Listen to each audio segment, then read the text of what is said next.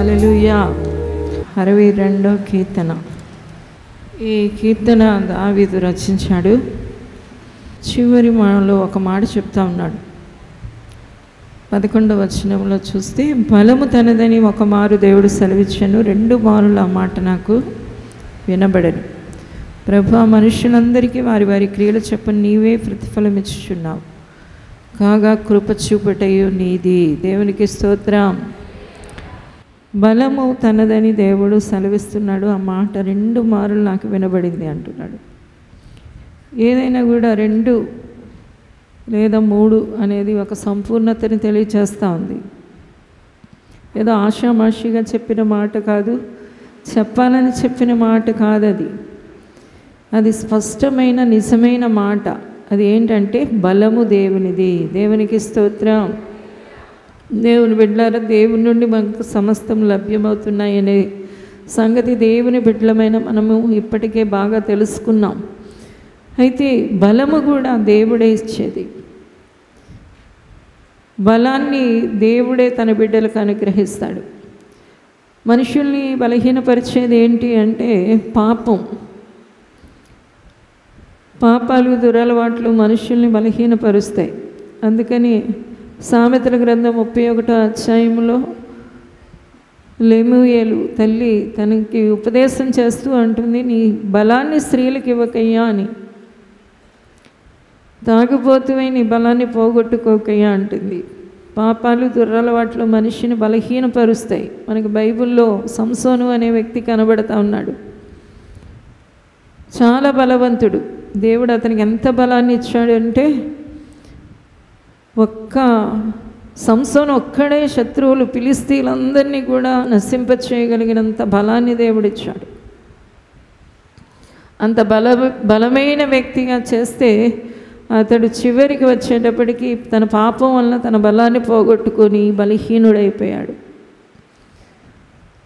బలహీనుడైపోయి ఆఖరికి ఫిలిస్తీన్ల తిరగలి విసిరేవాడిగా అయి చివరికి తను తాను హత్య చేసుకుని చనిపోయి ఎంత దౌర్భాగ్య స్థితికి వెళ్ళిపోయాడు.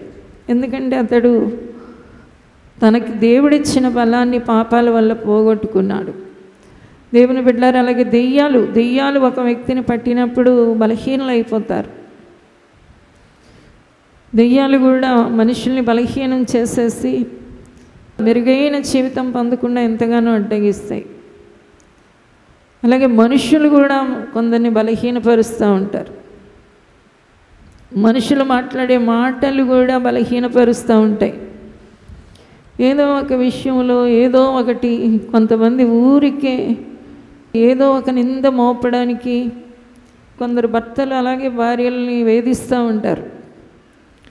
వేధించేటప్పటికీ ఏదో ఒక దాని విషయంలో ఏ కారణం లేకుండానే ఏదో ఒక మాట మాట్లాడుతా, తిడుతా, అన్నిటికీ ఇదేంటి అని పదార్థాలు తీసుకుంటా, ప్రశ్నిస్తా ఎంత బలహీనపరుస్తారు అంటే, చిచి బ్రతకడం కంటే చావడం మేలు అన్నంతగా బలహీనపరుస్తూ ఉంటారు. కొందరు భార్యలు కూడా భర్తలను అలా బలహీనపరుస్తూ ఉంటారు. బాగా విసిగించుతూ బాగా బలహీనపరిచే వాళ్ళు ఉన్నారు. అలాగే తల్లిదండ్రులు పిల్లల్ని, ఇంక నువ్వు పనికి రావురా, నీకు ఇంక చదువు రాదురా, ఇక నువ్వు చేత కావురా అని బలహీనతల్ని ఎత్తి చూపుతూ, లోపాలని ఎత్తి చూపుతూ వాళ్ళని కూడా బలహీనపరిచే వాళ్ళు ఉన్నారు. ఇలాగ మనుషుల వల్ల, దెయ్యాల వల్ల, పాపాల వల్ల, దురలవాట్ల వల్ల మనిషి బలహీనమవడం. అంతేకాదు రోగాల ద్వారా కూడా మనుషులు బలహీనమవుతారు. ఎవరికైనా రోగం వచ్చినా కూడా బలహీనమైపోతూ ఉంటారు. వాళ్ళు ఆలోచించే శక్తి ఉండదు, లేకపోతే ఏదైనా పనిచేసే శక్తి ఉండదు, బలహీనమవుతూ ఉంటారు. ఇవన్నీ కూడా సాతాను యొక్క క్రియలు. దేవుని బిడ్డలారా, మనుషుల్ని బలహీనపరచడం అనేది సాతాను క్రియ. దేవుడు మనిషిని బలపరచడము అనేది దేవుడి క్రియ. దేవునికి స్తోత్రం. దేవుడు మనిషిని బలపరుస్తూ ఉంటాడు, ధైర్యపరుస్తూ ఉంటాడు, ఆదరిస్తూ ఉంటాడు. దేవుడు అంటున్నాడు ఇక్కడ, బలము నాది. అది 2 మారులు నాకు వినపడుతుంది. దేవుని వల్ల నువ్వేం చేయాలి అంటే బలం కావాలి. యేసుక్రీస్తు ప్రభువారికి 12 మంది శిష్యులు ఉండేవారు. వాళ్ళు బలహీనంగా ఉండేవారు. అందులో కొందరిని ప్రభు బలమైన వారిగా నిలబెట్టాలి అనుకున్నప్పుడు 3 శిష్యుల్ని, యాకోబు, యోహాను, పేతురుని, ముగ్గురిని అంటబెట్టుకుని యేసయ్య తిరిగేవాడు. ఎందుకంటే వాళ్ళని బలవంతులుగా మార్చాలి అని. దేవునికి స్తోత్రం. ఎందుకంటే తాను ఈ లోకం నుండి వెళ్ళిపోయే సమయంలో వాళ్ళు బలంగా నిలబడితే రేపొద్దున్న తన రాజ్యానికి ఎటువంటి డోకా ఉండదు. దేవునికి స్తోత్రం.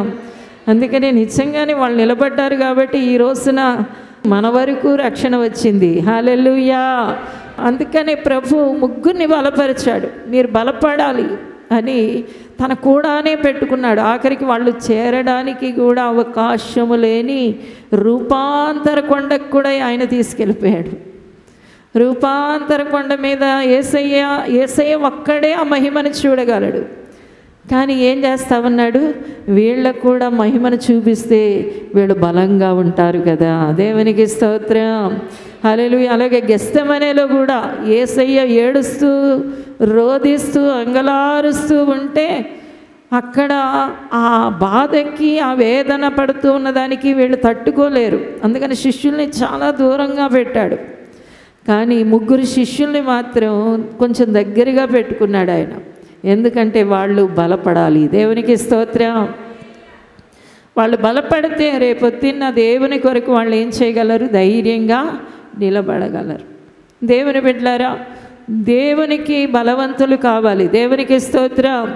వాళ్ళు ఎప్పుడు కూడా వాటమి పొందరు. శాతాన్ని చిత్తుగా వాడిస్తారు. దుష్టుణ్ణి పారద్రోలగలుగుతారు. ఎందుకు మనకు బలం కావాలి అంటే మనకు విరోధి లోకములో ఉన్నాడు. వాడు మనల్ని వేధిస్తున్నాడు, శోధిస్తున్నాడు. రకరకాలుగా దేవుని నుండి మనల్ని వేరు చేయడానికి, దేవుడిచ్చిన రక్షణని వాడు దొంగిలించడానికి, మన నిత్య జీవాన్ని దోచుకోవడానికి రకరకాల ప్రయత్నాలు చేస్తూ ఉన్నాడు. కాబట్టి వాడి నుండి మనం తప్పించుకోవాలంటే మనం ఏం చేయాలంటే నిశ్చయంగా బలవంతులమై ఉండాలి. దేవునికి స్తోత్రం.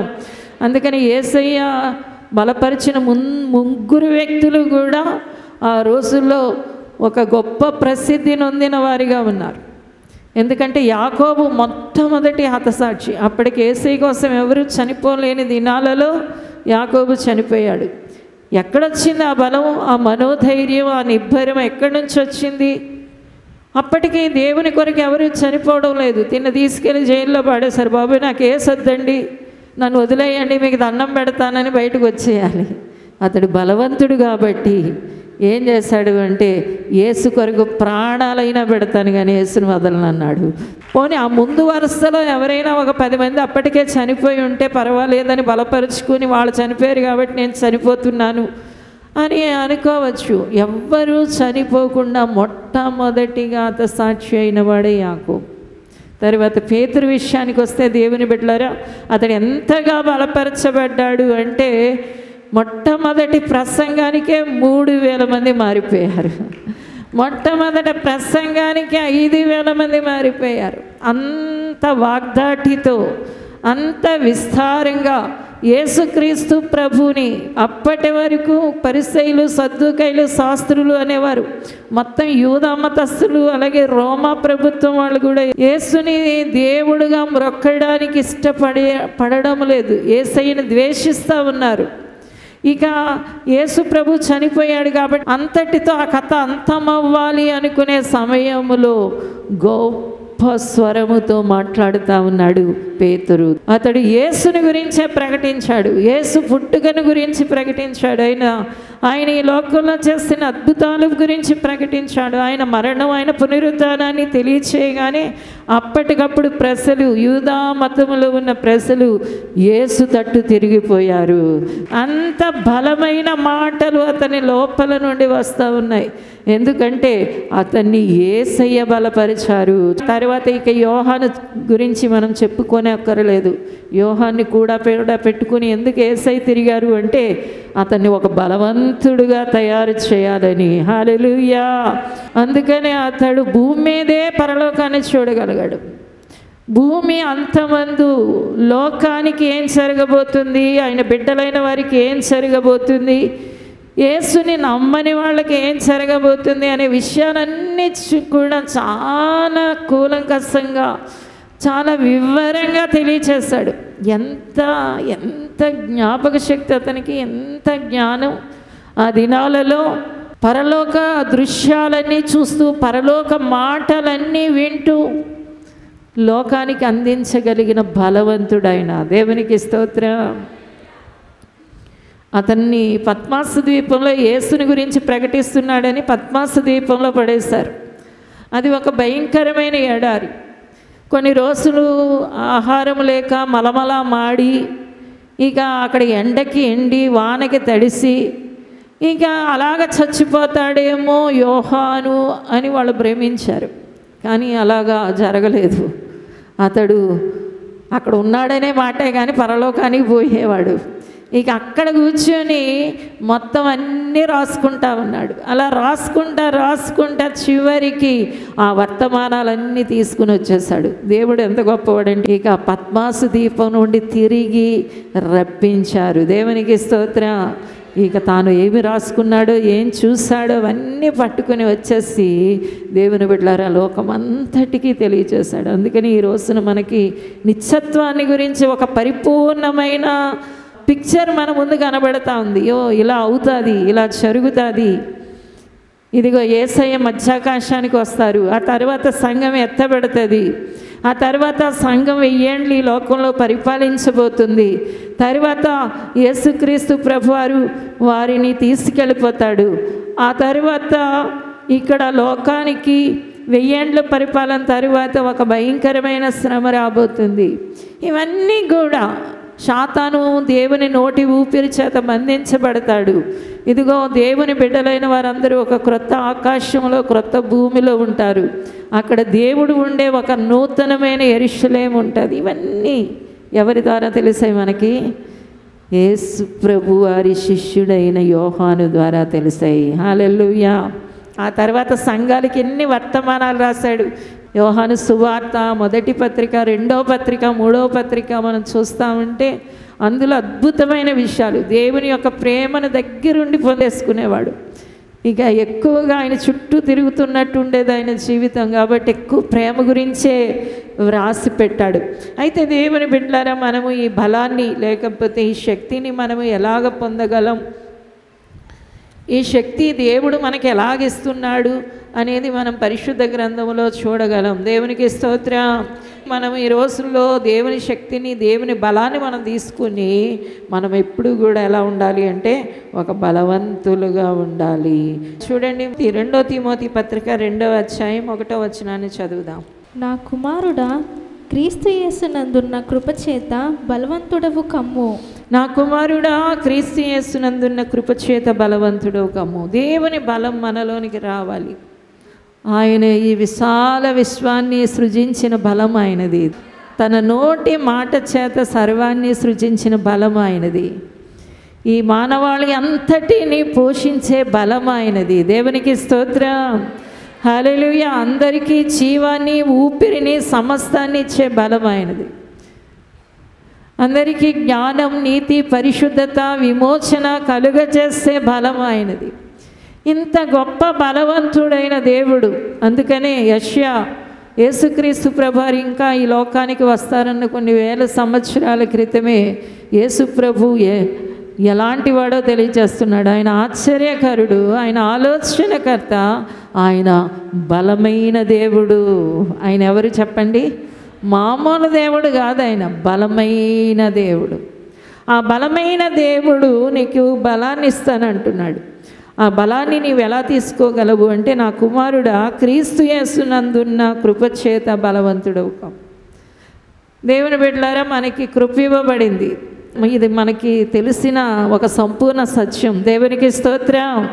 లేకపోతే ఈ ఘోర పాపులం, సాతాను కబంధ హస్తాల్లో బందీలుగా ఉన్నవాళ్ళం, పాప దాస్యపు కాడి క్రింద ఉన్నవాళ్ళం, దురాత్మల చేత ఆవరింపబడిన వాళ్ళం, ఇలాంటి వాళ్ళం మనము ఎలాగ రక్షణ పొందాం, ఎలాగ యేసయ్యని నమ్మగలిగాం, ఎలా యేసయ్య దగ్గరికి రాగలిగాం, ఎలాగా ఆయనలో ఉండగలుగుతున్నామంటే మనకి తెలిసిన విషయం ఏంటి అంటే కృప. దేవునికి స్తోత్రం. కృప ద్వారానే దేవుడు మన మీద కృప చూపాడు. ఆ కృప ఎంతటి కృప అంటే మనదంతా ఆయన తీసుకున్నాడు, ఆయనదంతా మనకి ఇచ్చి వేశాడు. మన కొరకు నలగగొట్టబడి, మన కొరకు గాయాలు పొంది, మన కొరకు రక్తం కాచి, మన కొరకు ప్రాణం పెట్టి మనకి ఉచితంగా రక్షణ అనే కృపనిచ్చాడు. దేవునికి స్తోత్రం. ఇదిగో నువ్వు నా ఎందున్న నీకు పాతదంతా గతించిపోయింది, సమస్తం క్రొత్తదైపోయింది అని దేవుడు మనల్ని కొత్త వ్యక్తులుగా మార్చివేశాడు. మన మీద ఉన్న మరణాన్ని ఎత్తివేశాడు, సాతాను చేతుల్లోండి మనల్ని విడిపించేశాడు. ఇదంతా ఎలా జరిగింది అంటే మనం అడిగామా దేవుణ్ణి? మన ప్రాధేయపడ్డామా? లేకపోతే ఉపవాసాలు చేసామా? లేకపోతే ఇంకా నీతిగా నడిచామా? ఇంకా శత్రువులుగా, భక్తిహీనులుగా, ఇంకా పాపులుగా ఉన్నప్పుడే దేవుడు ఆ కృపను చూపించాడట. ఏమో తెలీదు, ఎలాగ వచ్చామో మనకే తెలీదు. మనము యేసయ్యని నమ్మగలిగాం. హల్లెలూయా. లోకములో ఉన్న గొప్పవాళ్ళు అనబడిన వాళ్ళు, మంచివాళ్ళు అనబడిన వాళ్ళు, మహాబుద్ధి జ్ఞానం తెలివి ఉన్నాయి అనుకుని విర్రవీగే వాళ్ళకి రక్షణ దొరకలేదు. ఎందుకు పనికిరాని వాళ్ళకి మనము నిజమైన దేవుడు, నిత్య జీవనదాత అయిన యేసయ్యను తెలుసుకోవడం కానీ, ఆయన్ని సేవించడం కానీ ఇదంతా ఎలా జరుగుతుంది అంటే కృపను బట్టి జరుగుతుంది. దేవునికి స్తోత్రం. హల్లెలూయా. అయితే దేవుని బిడ్డలారా, ఆ కృప నిన్ను ఎప్పుడు బలవంతులుగా చేస్తుంది అంటే దేవుని కృపలో నిలిచి ఉండాలి. దేవుని కృపలో ఏం చేయాలి? మనం నిలిచి ఉండాలి. చాలామంది దేవుని కృపను దుర్వినియోగపరుస్తూ ఉంటారు. ఆయన ఉచితంగా ఇచ్చిన రక్షణ కానివ్వండి, ఆయన ఉచితంగా ఇచ్చిన పరిశుద్ధాత్మను కానివ్వండి, ఒక లెక్కలేనితనంగా అయ్యో ఇది భద్రపరుచుకోవాలి, ఇది జాగ్రత్త చేసుకోవాలి, రక్షణలో నేను కొనసాగాలి, రక్షకుడైన యేసుని నాకు ఆయన కృపను బట్టి సమస్తాన్ని ఇచ్చిన దేవుణ్ణి నేను సంతోషపరచాలి, ఆయన్ని ఆనందపరచాలి, ఇలాంటి విషయాలే విస్మరించి మరలా లోకంలో, మరలా పాపంలో, మరలా చీకటిలో, మరలా చెడుకి వెళ్ళిపోతూ ఉంటారు. ఇలాగా ఎవడైనా కృపను దుర్వినియోగపరుస్తూ ఉంటే దేవుని బిడ్డలారా, వాళ్ళు బలవంతులు కాలేరు. ఎవరైతే దేవుడు తమకిచ్చిన కృపను గట్టిగా పట్టుకుని ఆ భక్తిలో, ఆ భయములో, ఆ విశ్వాసములో, ఆ కృపలో ఎదుగుతూ ఉంటారో వాళ్ళు బలవంతులు కాగలరు. గొప్ప బలం, దేవుని బలం మనల్ని ఎప్పుడు ఆవరిస్తుంది అంటే కృపలో నిలిచి ఉన్న వాళ్ళకి. కొంతమంది దేవుడిచ్చిన రక్షణ బట్టి ఎన్ని కృతజ్ఞతాస్తుతులు చెల్లిస్తారు, ఎంతమందికి సాక్ష్యం ఇస్తారు, వాక్యాన్ని వింటూ ఆ రక్షణలో ఎలాగ ఎదిగిపోతూ ఉంటారు. దేవునికి స్తోత్రం. లేకపోతే గతంలో ఉన్నట్టుగా ఉండరు వాళ్ళు, రోజు నెల ఎదుగుతారు. నెల కాపులట. ఎక్కడంటే జీవజల నది ఉన్న దగ్గర నెల కాపు కాస్తుందట. అలాగా నెలకి వాళ్ళలో ఒక వ్యత్యాసం కనబడుతూ ఉంటుంది, వాళ్ళలో ఒక ఫలింపు కనబడుతూ ఉంటుంది, వాళ్ళలో ఇంకా మనం చూడదగిన ఎన్నో ఈవులు కనబడుతూ ఉంటాయి. సంవత్సరం వారు ఆత్మీయంగా పెరుగుతూ ఉంటారు. హల్లెలూయా. అప్పుడు ఉండే ప్రేమ కంటే ఇప్పుడు ప్రేమ ఎక్కువయ్యిందండి నాకు అని చెప్పగలిగిన వాడు దేవుని కృపలో నిలిచి ఉన్నవాడు. దేవునికి స్తోత్రం. అప్పుడు నేను పరిశుద్ధంగానే ఉండేదాన్ని కానండి, ఇప్పుడు ఇంకా పరిశుద్ధంగా ఉంటున్నాను. అప్పుడు ప్రార్థన చేసేదాన్ని కానివ్వండి, ఇంకా ప్రార్థన చేస్తున్నాను. అప్పుడు ఆరాధన చేసేదాన్ని, అది ఇంకా పెరుగుతూ ఉంది అన్నవాళ్ళు ఎవరంటే కృపలో నిలిచి ఉన్నవాళ్ళు. వాళ్ళు ఇప్పటికీ కూడా బలవంతులే. దేవునికి స్తోత్రం. హల్లెలూయా. పాతాళపు దెయ్యాలన్నీ వచ్చినా కూడా వాళ్ళ ముందు బలాదూర్. కాబట్టి దేవుడు ఏం చేయమంటున్నాడంటే ఆయన కృప చేత మనం ఎలా ఉండాలట? బలవంతులుగా ఉండాలి. హల్లెలూయా. తరువాత చూడండి, ఎఫెసీ పత్రిక 6వ అధ్యాయం 10వ వచనాన్ని చూద్దాం. తుదుకు ప్రభువు యొక్క మహాశక్తిని బట్టి ఆయన యందు బలవంతులై ఉండుడి. తుదకు ప్రభు యొక్క మహాశక్తిని బట్టి ఆయన యందు బలవంతులై ఉండుడి. దేవుడిలో ఒక వ్యక్తి బలంగా ఎప్పుడు ఉండగలడు అంటే దేవుని శక్తిని రోజు పొందుకుంటున్నప్పుడు. దేవుని శక్తిని ఏం చేయాలి చెప్పండి? రోజు పొందుకోవాలి. యేసుక్రీస్తు ప్రభువారు 10 మంది కన్యకల ఉపమానం చెప్పారు. అందరికీ దివిటీలు ఉన్నాయి, అందరికీ నూనె ఉంది, కానీ ఐదుగురిని బుద్ధి లేని వారని బైబిల్ చెప్తా ఉంది, ఐదుగురిని బుద్ధి గలవారు అని చెప్తా ఉంది. ఈ ఐదుగురు బుద్ధి లేని వాళ్ళ ఎగస్ట్రా నూనె లేదు, ఎక్కువ నూనె లేదు, ఉంది కానీ కొంచెం నూనె. అధికమైన నూనె గలవారు యేసయ్యని ఎదుర్కోగలిగారు, ఆయన దగ్గరికి తీసుకుని వెళ్ళబడ్డారు. ఈ రోజున ఎవరు బలవంతులు అవుతారు అంటే రోజు ప్రభు శక్తిని పొందుకోవాలి. ప్రభు శక్తిని పొందుకునే ఒక స్థలం ఏదంటే అది మందిరమే అంటాను, అది సంఘము అంటాను నేను. దేవునికి స్తోత్రం. అందుకనే యేసుప్రభు వారు 120 మంది మేడగదిలో ఉన్నప్పుడే ఆయన మహాశక్తిని కుమ్మరించారు. హల్లెలూయా. అగ్ని ముద్దల్లాగా వాళ్ళ మీద పడిపోయింది, ఒక బలమైన గాలి వలె వేస్తా ఉంది. మీరు దైవశక్తితో నింపబడండి రోజు. అందుకనే మందిరానికి రండి రండి రండి. యేసుక్రీస్తు ప్రభు వారు కూడా అన్నారు, ఆ దినం సమీపించే కొలది మీరు మరి ఎక్కువగా కూడుకో. ఈ ఆదివారం వచ్చి కొంచెం శక్తిని పొంది వెళ్ళిపోతున్న వాళ్ళు రేపొద్దున బుద్ధి లేని వాళ్ళ లిస్టులోకి వెళ్ళిపోతారేమో. పెండ్లి కుమారుడు వస్తాడు, తన వారిని తీసుకొని పోతాడు, ఇంకా మిగిలిన వాళ్ళు అలా నిలబడి చూడటమే. అందుకనే సంఘంగా ఎక్కువ సమయాల్లో కూడుకోవడానికి చూసుకోవాలి, అప్పుడు ఆ శక్తి దిగి వస్తుంది. దేవునికి స్తోత్రం. హల్లెలూయా. సంఘంగా మనం కూడినప్పుడు, ఇలా సమూహంగా కూడినప్పుడు, దేవుని బిడ్డలారా ఇలా గుంపుగా కూడినప్పుడు ఏం జరుగుతుంది అంటే దేవుని యొక్క శక్తి మన మీద కృమ్మరింపబడుతుంది. అది రోజు పొందుకోవలసిన ఒక కార్యం. దేవునికి స్తోత్రం. తుదకు ప్రభు యొక్క మహాశక్తిని మీదకు వచ్చినప్పుడు ఏమవుతారు అంటే అలాంటి వాళ్ళు బలవంతులు అయిపోతారు. యేసయ్యని నమ్మినందుకు నేను చంపుతాం, పొడుస్తాం, నరుకుతామని ఎవరైనా మన మీదకి వచ్చారనుకో, చంపితే చంపండి, నేను యేసునే నమ్ముతామంటాం. హల్లెలూయా, హల్లెలూయా. ఈ శక్తి ఎక్కడి నుండి వస్తుంది, ఈ బలం ఎక్కడి నుండి వస్తుంది అంటే మనం ప్రతిదినం పొందుకునే దైవశక్తి నుండే వస్తుంది. తర్వాత చూడండి, హెబ్రీ పత్రిక 4వ అధ్యాయం 12వ వచనాన్ని చూద్దాం. ఎందుకనగా దేవుని వాక్యము సజీవమై బలము గలదై రెండంచులు గల ఎటువంటి ఖడ్గము కంటెను వాడిగా ఉండి. హల్లెలూయా. దేవుడు ఏం చేస్తా ఉన్నాడు? దేవుని బిడ్డలారా, మనల్ని బలపరచడానికి దేవుడు మనకి ఏ రీతిగా తన బలాన్ని అనుగ్రహిస్తున్నాడు అంటే ఆయన కృపలను మనం భద్రపరుచుకుంటే మనం బలవంతులమైపోతాం. ఆయన శక్తిని రోజు మనం పొందుకుంటే మనం బలవంతులమైపోతాం. ఇక్కడ అంటున్నాడు, దేవుని వాక్యం సజీవమై బలము గలదై. దేవుని వాక్యమే ఒక వ్యక్తిని బలంగా నిలబెట్టగలదు.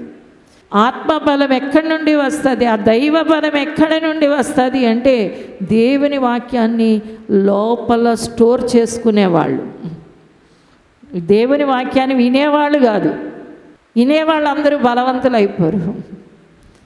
ఆ వాక్యాన్ని లోపల దాచుకోవాలి దేవుని బిడ్డలారా, అప్పుడే వాళ్ళు బలవంతులు అయిపోతారు. దేవునికి స్తోత్రం. ఏ భయానికి బెదరు, ఏ చింతకి వాళ్ళు కలవరపడకుండా ప్రభు మీద ఆనుకుంటూ ఆధారపడుతూ వారి విశ్వాస యాత్రని సంతోషంగా ముందుకు నడిపించుకోగలుగుతారు. హల్లెలూయా. ఏది కావాలి అంటే వాక్య బలము కావాలి. వాక్య బలము కావాలంటే వాక్యం లోపల ఉండాలి. మీరు వింటున్నారు, బయటికి వెళ్ళిన తర్వాత మరిచిపోతూ ఉన్నారు. మరిచిపోతే, వాక్యాన్ని మరిచిపోతే బలం ఎలా వస్తుంది చెప్పండి? అందుకనే దేవుని బిడ్డలారా రాసుకోవాలి. వాక్యాన్ని ఆదివారం చక్కటి నోట్స్ పెట్టుకుని రాసుకోవాలి. నేను చిన్నప్పుడు ఈ అలవాటు నేర్చుకున్నాను. దేవుని కృపను బట్టి దేవుడు అద్భుతమైన అలవాటు నాకు ఇచ్చాడు, రాసుకోవడం అనేది. ఇప్పటి వరకు దాన్ని కొనసాగించుకుంటున్నాను. ఇప్పటి వరకు రాస్తానే ఉంటాను. ఎవరు చెప్పినా కూడా రాసుకుంటాను. అది చక్కటి అలవాటు. ఎందుకంటే అది బాగా నీ హృదయంలో వాక్యాన్ని నాటింతుంది. అంతేకాదు, ఆ వాక్యాన్ని నీవు నోటితో పలకాలి. చాలామంది మైకిస్తేనే మాట్లాడతామన్నట్టుగా వాక్యాన్ని మాట్లాడు. దేవుని బిడ్డలారా, ఎల్లప్పుడూ నీ భర్తకి, నీ భార్యకి, నీ పిల్లలకి, నీ స్నేహితులకి, నీ బంధువులకి, నీ సహోదరులకి, నీ రక్త సంబంధులకి, ఇరుగు పరుగు వారికి రోజు కొన్ని మాటలు చెప్పండి. ఆ మాటలు నీలో అలాగ నిలిచి ఉండిపోతాయి. నువ్వు ఏది విన్నావో అది చెప్పాలి. చెప్పినప్పుడు ఆ వాక్యం నీలో నిలబడుతుంది.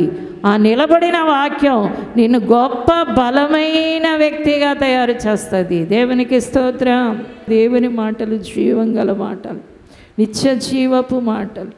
దేవుని మాటలే మనల్ని బ్రతికిస్తాయి. దేవుని బిడ్డలారా, అవే మనల్ని సర్వసత్యంలోనికి నడిపిస్తాయి. తరువాత మనకు ఆరోగ్యాన్ని ఇస్తాయి. ఇవి ఈ మాటలే. కాబట్టి ఈ మాటల్ని మనం గట్టిగా పట్టుకోవాలి అంటే ఈ మాటని మీరు ఇక్కడ విన్న తర్వాత ఒక చక్కటి టైం టేబుల్ వేసుకొని మీరు ఉదయం విన్న వాక్యం ఇక్కడ నుండి వెళ్ళిన తర్వాత ఒక 10 మందికి చెప్పేయండి. ఆ వాక్యం మీలో నిలబడిపోతుంది. దేవునికి స్తోత్రం. బైబిల్లో ఎక్కడ ఏముందో మీ నోటితో చెప్పగలగాలి. అది గొప్ప బలాన్ని, శక్తిని, జీవాన్ని, మహిమను మీకు అనుగ్రహిస్తుంది. హల్లెలూయా.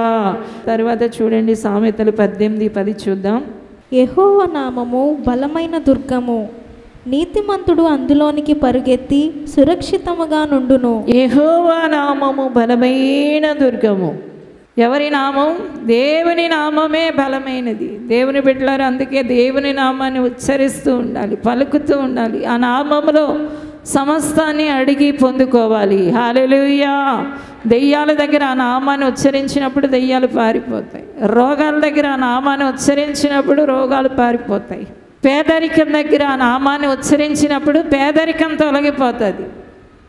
2-3 నా నామాన్ని ఏకీభవిస్తే వారి పొందుకుంటారు, ఏమైనా పొందేసుకుంటారట. 2-3 కలిపి ఒకళ్ళు యేసయ్య అది ఇవ్వండి అంటే ఇంకొకళ్ళు ఆమెన్ అంటా ఉంటే ఇక వీళ్ళిద్దరూ చేసిన పని, ప్రార్థన ఎంత గొప్పదైపోతుందంటే ఆ నామం ఇక పాతాళాన్ని కదిలించగలదు, పరలోకపు తలుపులు తెరవగలదు. హల్లెలూయా.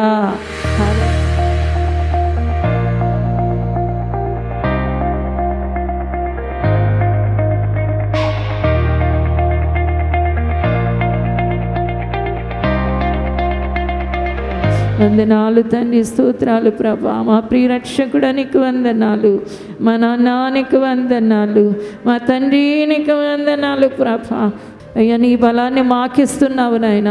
మేము బలవంతులుగా ఉండాలని కోరుకుంటున్నావు నాయన. అయ్యా, నీవన్నీ మాకే ఇచ్చేస్తావు తండ్రి. అయ్యా, నీకు వందనాలు ప్రభా. శత్రువుని తరిమి కొట్టి అయ్యా వాడిని పారద్రోలడానికి నీ బిడ్డలు బలవంతులవుదురుగాక, నీ కృపలో ఎదుగుదురుగాక. అయ్యా, నీ శక్తితో ఎల్లప్పుడూ నింపబడుదురుగాక. అయ్యా, వాక్యాన్ని ప్రభు ఇతరులకు అందించి ఆ వాక్యాన్ని హృదయములో దాచుకొందురుగాక. నా తండ్రి, మీరే ముట్టండి నాయన. నీ నామాన్ని ప్రతి స్థలములో ఉచ్చరించి ప్రతి స్థలములో కూడా అయ్యా నీ బిడ్డలు సురక్షితంగా ఉందురుగాక. యేసునామమున ఆశీర్వదిస్తూ యేసునామమున అడుగుచున్నాము తండ్రి. ఆమేన్. My address, Dr. Thomas Dahinchu Agni Ministries, Tummalova, Rajamahendravaram.